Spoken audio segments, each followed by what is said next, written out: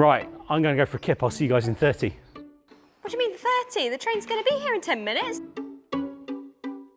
Listen, the board says everything's running to time today. Oh, you're good. You should be a comedian. In 2020, a UK rail statistic said that 86.7% of all trains are on time. Although that average falls significantly when you look at Andover. See, never going to happen.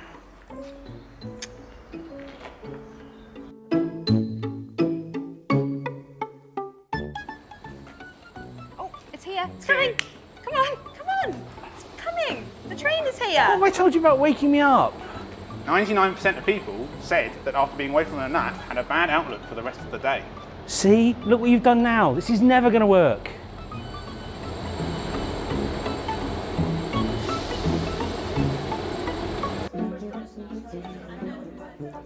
I bet there's coffee on the train. It is going to be such a good day.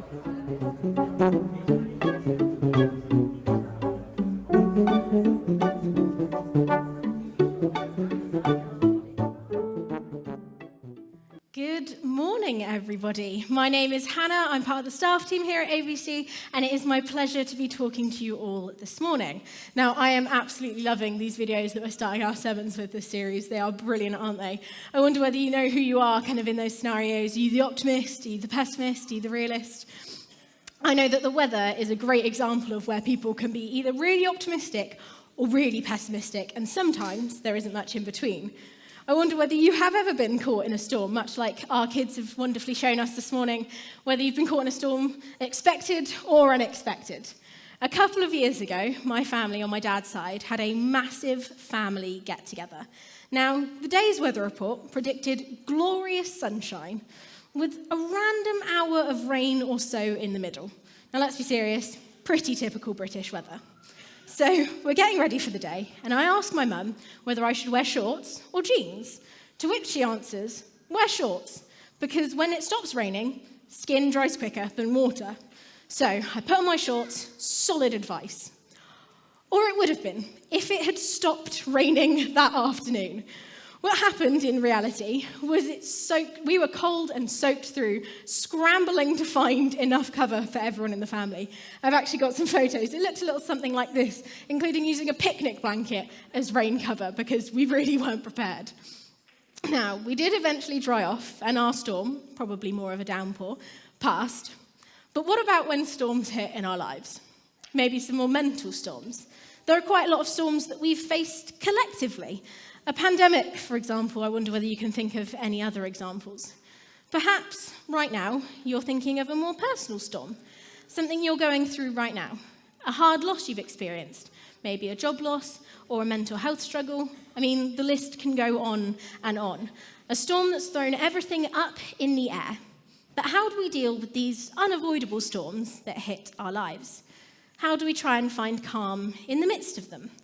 Is it a case of waiting for them to pass and hoping that the damage won't be permanent? Or can we find calm in the middle of them?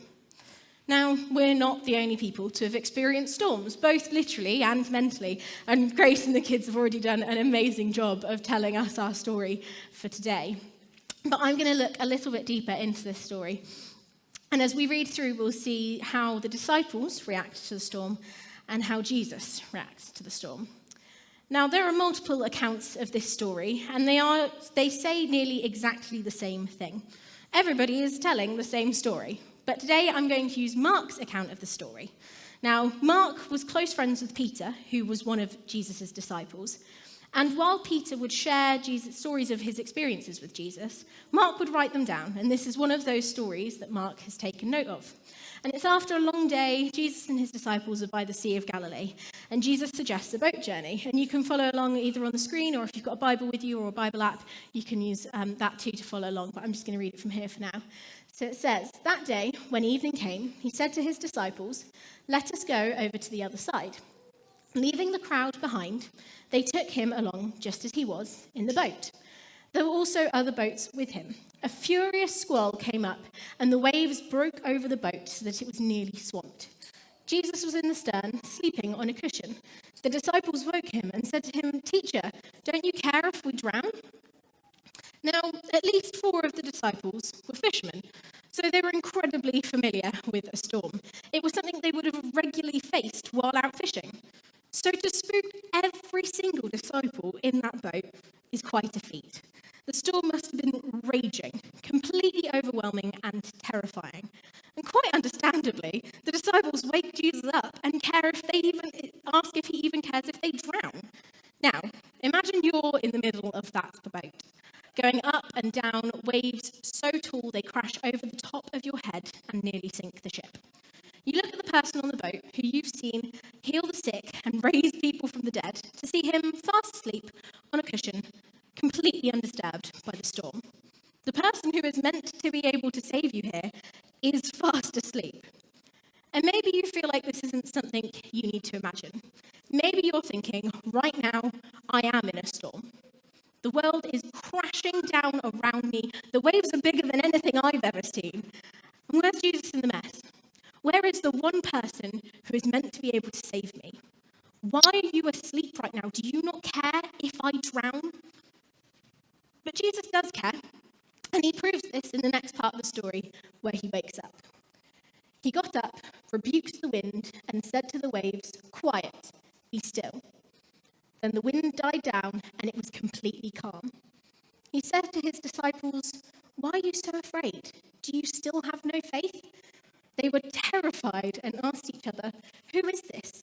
Even the wind and the waves obey him." Jesus steps in. With 3 words, he calms the storm that was raging around them in an instant. But once the storm's dealt with, he turns to the disciples and questions, "Why are you so fearful? How is it you have no faith?" Now, the definition of faith is complete trust or confidence in someone or something. Faith in God is trusting in him completely, even when we can't see him or feel him working. It's actually what our kids have been talking about this past month, and they have a slide that I've chosen to use that describes this perfectly. And this is it. It says, faith, trusting what you can't see because of what you can see. Now, the disciples should have had it easy to have faith in Jesus. They've traveled with him for a while and watched him perform miracles. They could literally see the things that Jesus has done. They had seen him fix things like this before. But in the moment, they thought he didn't care. They thought the storm was too big for him to handle. I mean, he's healed the blind and paralyzed, and he's done so many miracles in front of us, but to control the weather, that's probably just a step too far. Those who had seen some of the most incredible miracles still struggled to trust that Jesus had them covered. If they stumbled in their faith, so will we. But how do we hold on to that trust, that faith?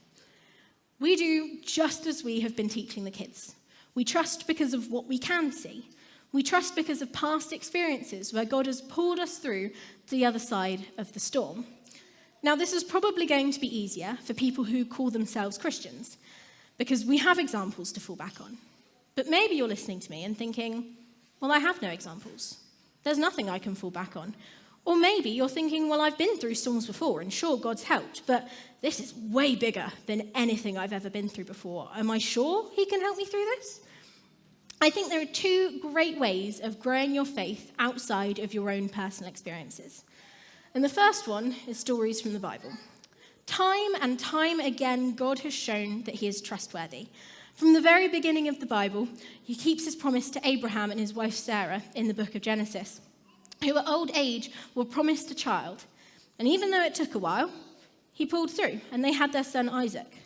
All the way through to Jesus' own death by crucifixion and resurrection, which he predicted and foretold. The Bible is an amazing record of things that God has done. If you need to hear stories of people who felt broken and hurt, pulled out of darkness, the Bible is the place to go.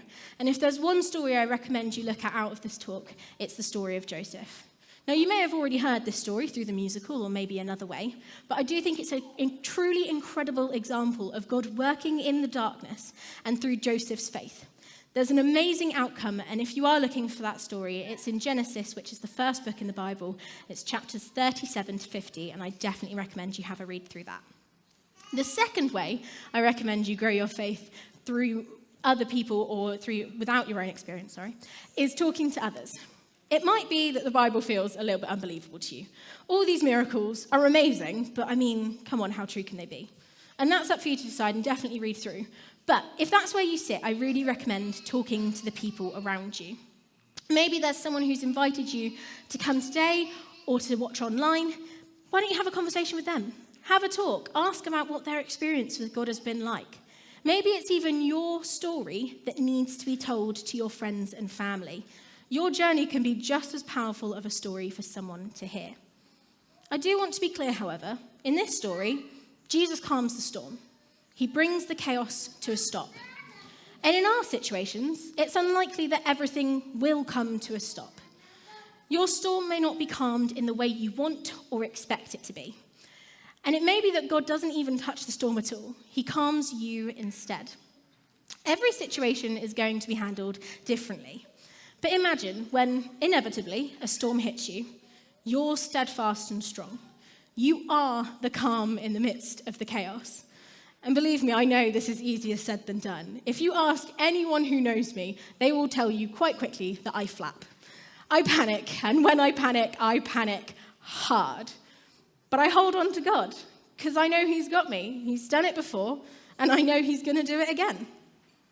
And even when it feels like Jesus is asleep in the boat, He is working and He is for you. God does have a plan, and the storms are part of it.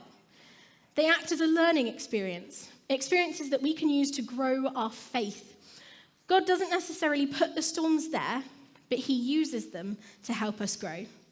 And as we grow, we can trust God when the storm hits and find that calm. So I invite you, read the Bible, talk to the people around you, maybe even share your story.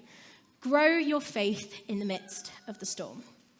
Now, I've written a prayer for today that I'm going to pray now, but it will go up on social media later on, and I recommend you have a look over the week, maybe pray it again, so that when you are in the midst of a storm, you remember that you can have faith and trust. So I'm going to pray, and then Doug and the band are going to lead us in some worship. Dear Lord, I thank you that you are always with me in the storm. Even when it feels like you are asleep, help me to remember to hold my trust in you. You are always working for me and not against me. Help me to remain calm in the storm. Amen.